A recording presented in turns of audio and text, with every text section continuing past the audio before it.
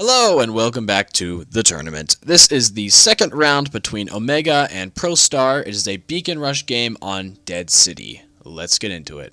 So I'm not sure exactly what both teams drop in terms of bots. I do know that they both drop at least a Phantom and a Leech, and ProStar does drop an Aljun, but I don't get too many good look-arounds at the beginning of the game, and by then people have died and things have changed. Also, fun fact of this video, there are going to be notifications popping up at the top of the screen every once in a while, so feel free to read those and distract you from this game if you want. This Phantom goes along left side, while another Phantom from Omega tries to take center, but is quickly pushed out by this defensive line that ProStar is able to set up behind center on their side. Keep in mind, this is Beacon Rush, so any beacon you cap is definitely going to be a new staging point for a new attack or an easier place to defend. So that will definitely come into play later. There are two Leech Atomizers here now because of that Beacon Rush spawning in, and this Phantom's going to go over there while the Omega teammates are still trying to wear down center and hopefully cap it. It is the beginning minute of the game, so it's not that urgent to grab it, but they just need to start figuring out how to do that. So this Phantom keeps distracting these two teammates from ProStar along left side. He's going to be pretty low on health here soon.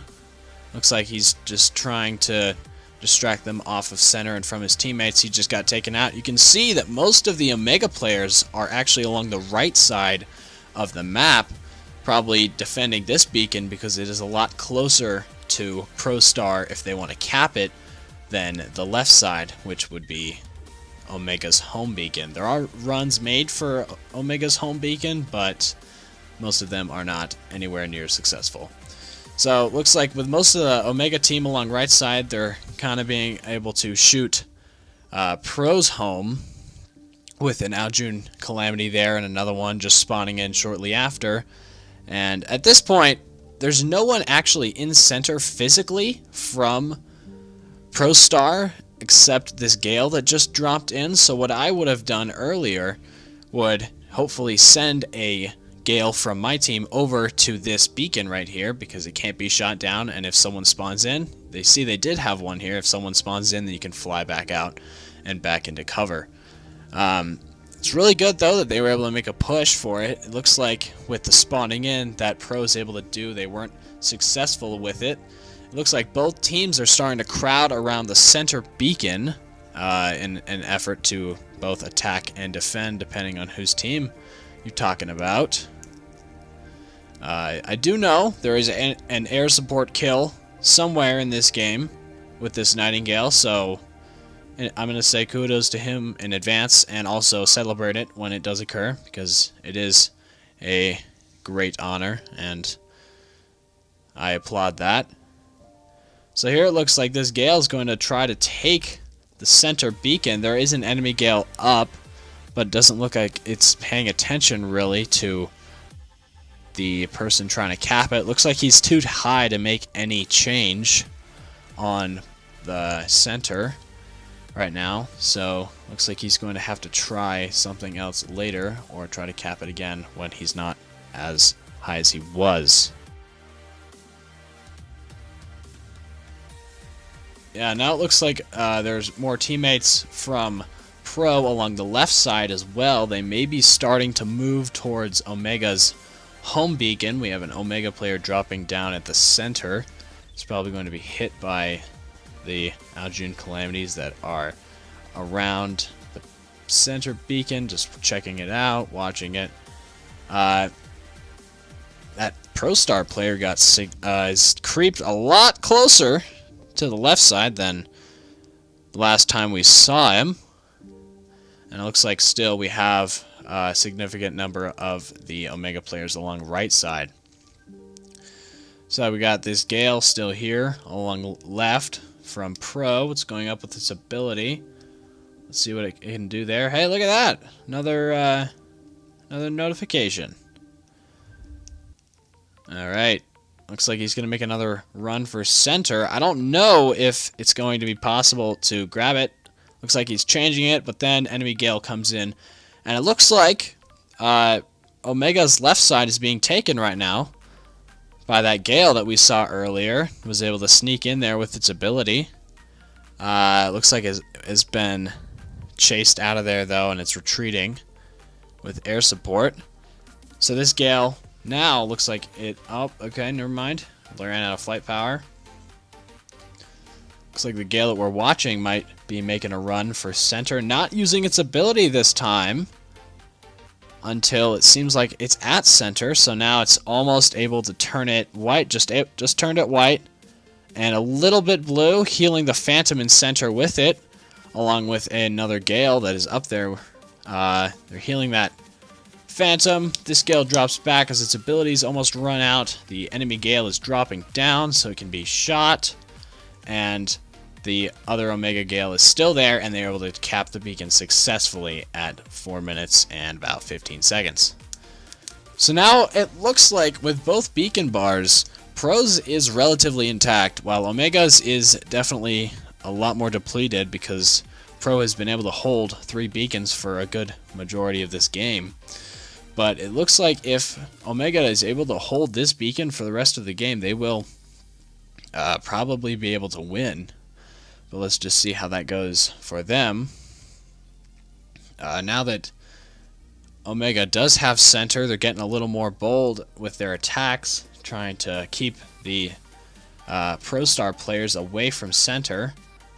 And they know that they'll be able to spawn into center because they have capped it with Beacon Rush. Looks like a Gale's going to be trying to make a run for center, potentially. We have an Omega player running into center beacon to prevent a turning. And this Gale's going up. Oh, here's the kill. Is it? Oh, very close, very close. And one more shot. Beautiful. Gold star. Gold star. Well done. Performance. Bravo. Oh, yes. Alright, anyway. So now it looks like still there's the defensive line from ProStar, mostly along left side with most of the Omega players along right side and behind their covers. Again, it looks like ProStar is going to be moving left side again to try and distract the Omega players off of center so they can try and make a run towards that while potentially grabbing Omega's home. That one player along left side doesn't really have too much support. There is a push for center being made right now. We have an enemy Aljun and a Phantom previously that teleported back above center, but as Omega players are able to spawn in and hopefully get them off. They're able to get them off and are working on changing it back in their favor. So now they're still holding these 3 beacons quite well.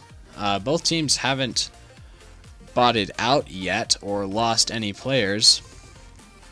And this player specifically seems to still have some bots left. So they're not significant losses on each side at the moment.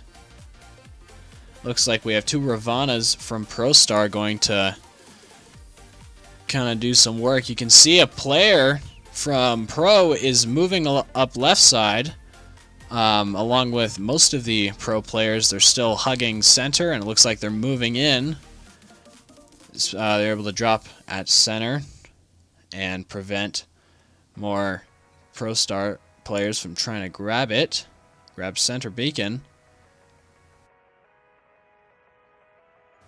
Looks like they're going to be landing at center now. ProStar players may take advantage of the birds at center that will not have their abilities for a while. Ravana's running to make a push for center. There's only a minute left, and things are looking pretty dire for the Omega team. They might have to get a 4-cap if they want to pull this off.